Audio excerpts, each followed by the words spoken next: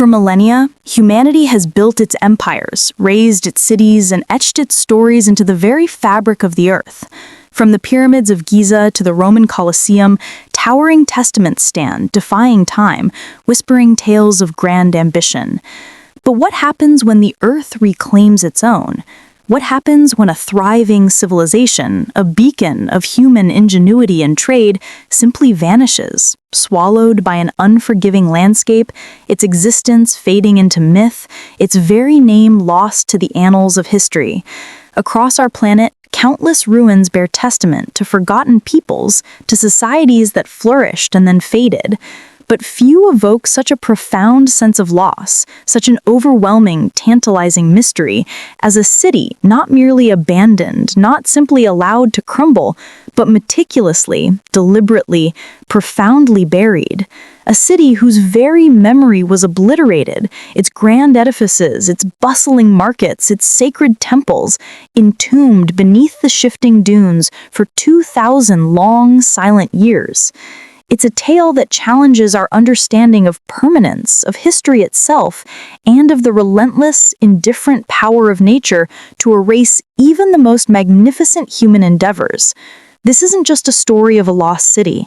It's a saga of rediscovery, a painstaking archaeological quest against impossible odds, a journey into the heart of a civilization far more sophisticated, far more influential than anyone could have dared to imagine.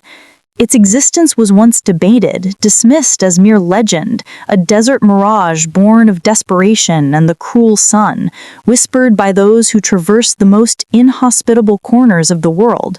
But the sands, ever the keeper of secrets, ever the silent guardian of forgotten truths, finally began to yield their astonishing treasure.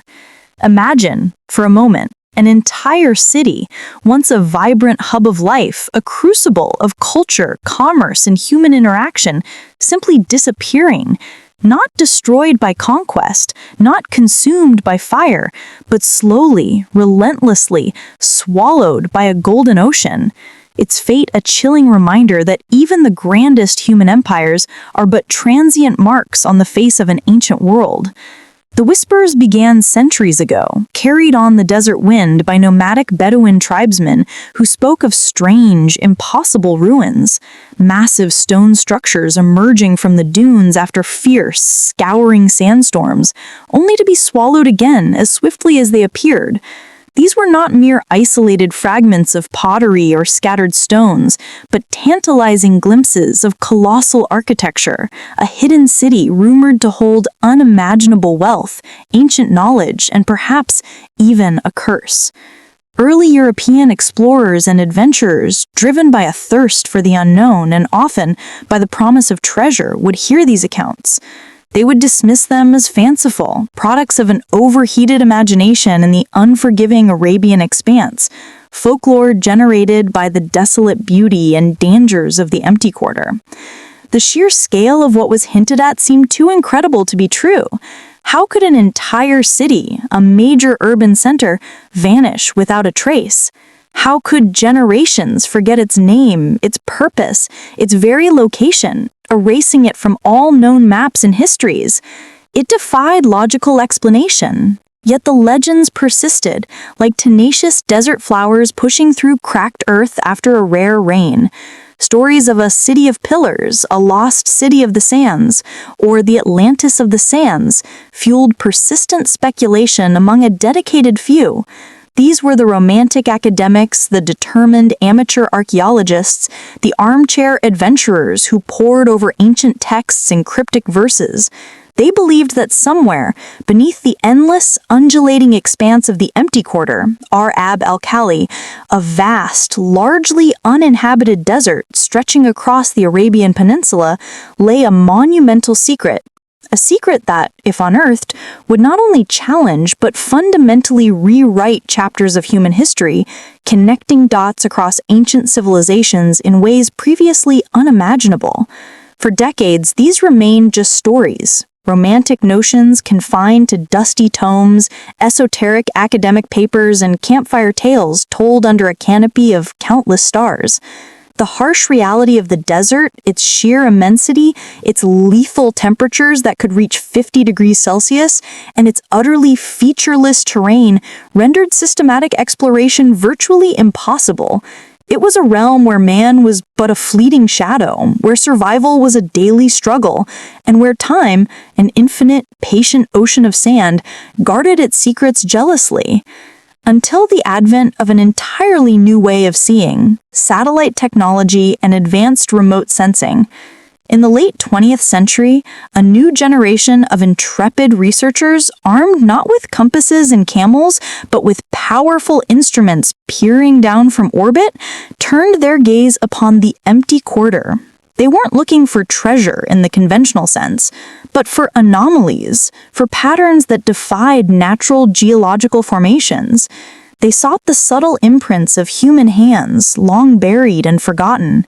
And then, finally, they saw it. Hidden beneath hundreds of feet of sand, invisible to the human eye, a vast, intricate network of ancient tracks began to emerge. These were not natural pathways carved by animals or water. They were clearly man-made, radiating outwards from a central distinct point. These were the remnants of an ancient trade network converging on a singular, massive structure, a telltale signature of a major settlement. It was undeniable. The legend was real. A city, not of myth but of stone and ambition, lay profoundly buried. The implications were staggering, almost overwhelming. Here, in one of the most desolate, hostile, and remote places on Earth, was irrefutable evidence of a sophisticated ancient civilization, not just surviving, but thriving for centuries. Initial ground expeditions were challenging, harrowing tests of human endurance against extreme heat, suffocating dust storms, and the vast, featureless terrain where landmarks were non-existent. But as the first teams broke ground, carefully, painstakingly removing centuries of accumulated sand, the first undeniable fragments of a lost world began to surface. A beautifully carved stone frieze, a piece of intricate pottery unlike any known local style, a hint of sophisticated architecture beneath the golden shroud. Each grain of sand removed was a step back in time, a peeling back of history's impenetrable veil, revealing secrets held for 2 millennia. They had found what many believed to be the mythical city of Ubar, also known by the enigmatic name of Iram of the Pillars, mentioned in ancient texts and even the Quran. Though its true, original name remains a subject of ongoing debate and scholarly discussion, the reality of its existence was now irrefutable. The Atlantis of the Sands was no longer a dream, it was a tangible, monumental discovery. What emerged from the depths of the desert was breathtaking in its scale and grandeur. Not merely an outpost, not a humble desert village, but a bustling metropolis, a vital nexus along the ancient incense trade routes, a city of immense wealth, strategic importance, and cultural exchange. Imagine a desert port, not on a vast blue sea, but in the heart of an endless, shifting ocean of sand, where caravans laden with precious frankincense, aromatic myrrh, exotic spices, and luxury goods from the east and south converged before making their perilous journey north to the Roman Empire, Egypt, and Mesopotamia. This was a city built on luxury, fueled by insatiable demand, a crucial hub connecting distant civilizations and shaping the economies of empires. Its architecture spoke volumes of its stature and the advanced skills of its builders. Towering multi-storied buildings, meticulously crafted from local limestone and finely cut sandstone, adorned with intricate carvings, elegant frescoes depicting daily life and religious scenes, and elaborate decorative motifs. Grand plazas, designed for bustling commerce, public gatherings, and religious ceremonies, lay at its heart. Crucially, given its location, the city boasted a sophisticated water management system, an engineering marvel, essential for survival in such an arid land.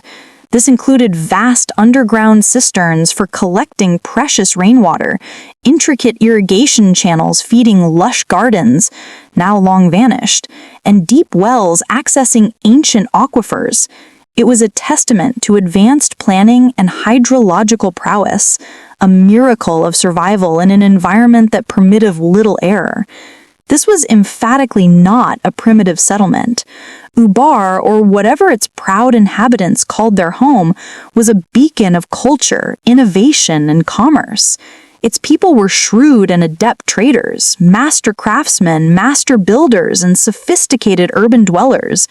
Evidence from unearthed artifacts suggests a remarkably diverse population, a melting pot of cultures drawn by the irresistible promise of prosperity and the opportunities of the Silk Road of the Sands. They wore fine linens imported from Egypt, consumed exotic delicacies brought by caravan, and adorned themselves with jewelry crafted from gold, silver, and precious stones imported from distant Persia and India. Life here revolved around the relentless rhythm